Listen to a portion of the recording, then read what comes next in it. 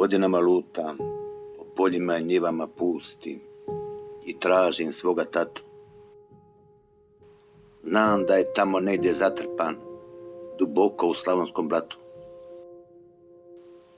Opaka želja zloglasnog naraštaja zatrpa ga bez stida u zemlji bez oblika, udova vezanih žicom i bačen u tminu bez grijeha nebeska. Tražim ga poglom bez ljutnje kroz ta mahnita polja života, jer nikada zaspati neće bez mirisa bora i šumova hrasta.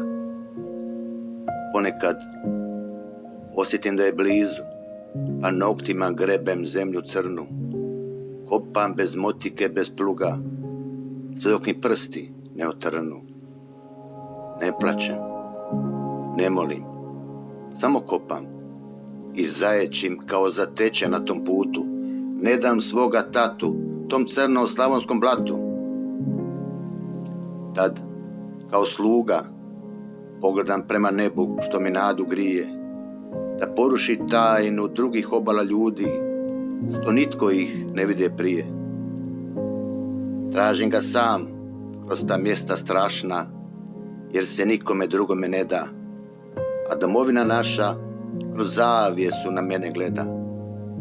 Ni po dužnosti ne traži sina svoga, ili sa uzdama pokrete radi i bez obraza negdje drugdje za njega cvijeće sadi. Oče moj, ako ne ja, naći ćete jednoga dana narod novi na slavu djela tvog, na odru pred oltarom prekriti zastavom sokola svog.